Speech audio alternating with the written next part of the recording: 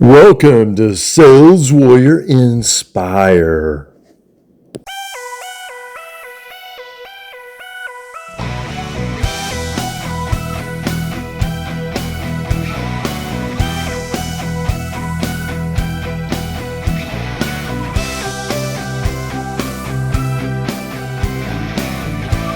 And then from there, I went and worked for NCH Corporation, also called National Chem Search.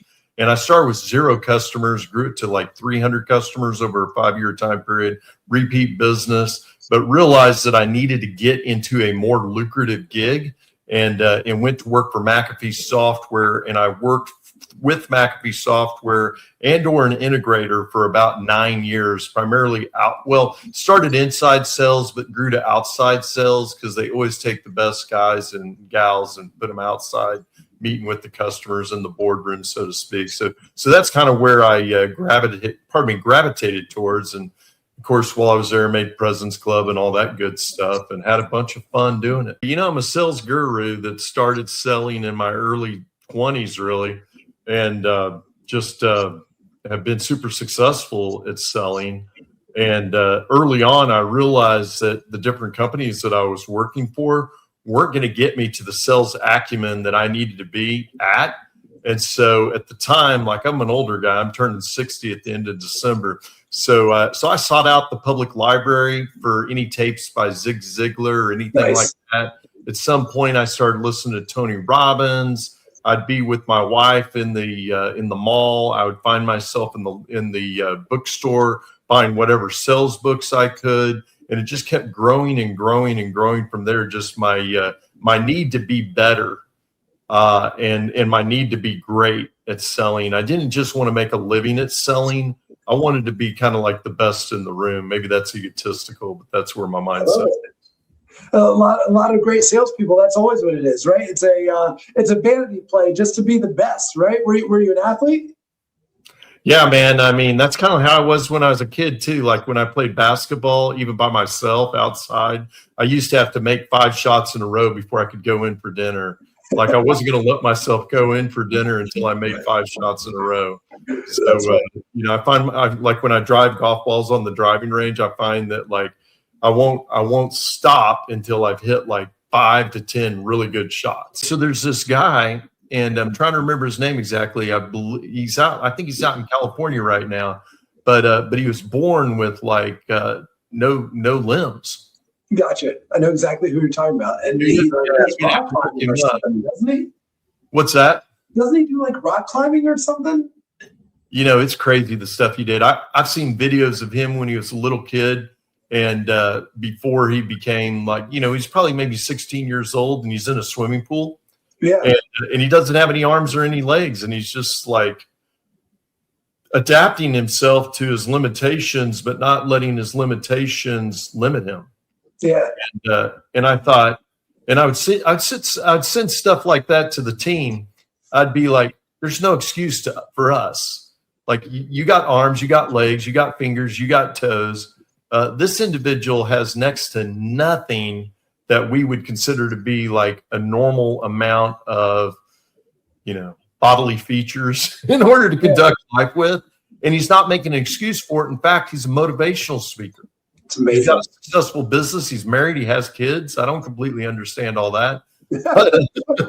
But that's not for me to understand. So I did training, but I was never a trainer. I developed my stuff like real world wisdom to kick your ass out of bed and get going on your day and do great things in your sales business. I mean, that's what my sales training is about. It's based upon God-centered principles of success that I've used my entire life to be successful. But a big portion of that, and I always tell my boys, my one son is 22 and the other's 26. And I'm like, and I always thought this too, even my last year at Fidelity, which was last year, 2025, I did $160 million worth of incremental business. And wow. I had a $1 billion book under my management.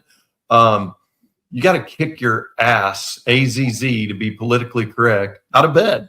I don't care how successful you are. I don't care how old you are.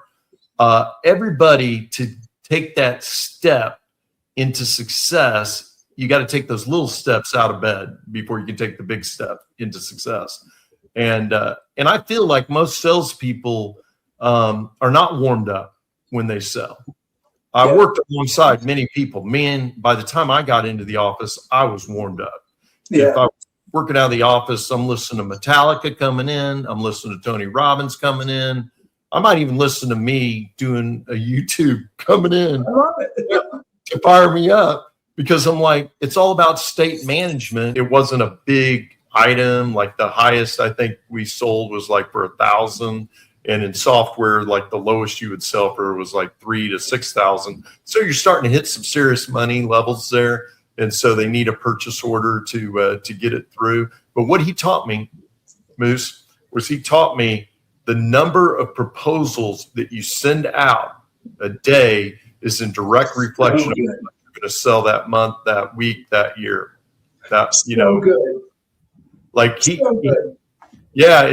was just so awesome. And so when I went into the financial business, I kind of approached it the same way. You're a little limited, like you have to go through suitability and things like that. But I was always of the mindset that my day wasn't going to be ended based upon it being the end of the day. My day was going to end based upon the amount of proposals and opportunities that I found.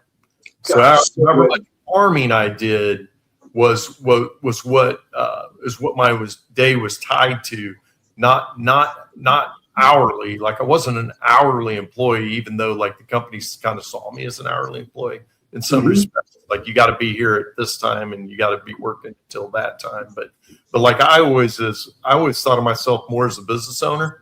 And I'd be like, okay, if I have these goals, like, you know, how many proposals do I need to send to hit those goals? Oh, sorry, go ahead. No, just how many proposals do I need to send to hit those goals? Yeah, I mean, my team, I had some people working for me at Fidelity, but like I think we quoted about $700,000 a day typically. And if we if we quoted $700K a day, we closed about $500,000 a day. It varied. Not every day, but the goal was to close $3 million a week every week. Got it. And was it all BDR work? How would you get your leads? Yeah, great question. And that was the valuable thing at working at a company like Fidelity. Like I've been visiting a nursing home. It's one of the things I'm doing in retirement, and everybody in the home that I visit has dementia, and it's quite interesting because I did it on like, I'm thinking I took my grandson, I think on Tuesday, and then on Wednesday I went and visited the nursing home. And one of the guys' names there is John. So John is probably close to 90 years of age. He has a master's in economics. Yep. He was an officer in the Air Force, and now he's like confined to a wheelchair. And I sit there and I look at that kind of thing, and I just think, man, I mean, I hate that for him. But then I also realize that us out here outside the nursing home and the assisted living, that we all have our arms and our legs for the most part.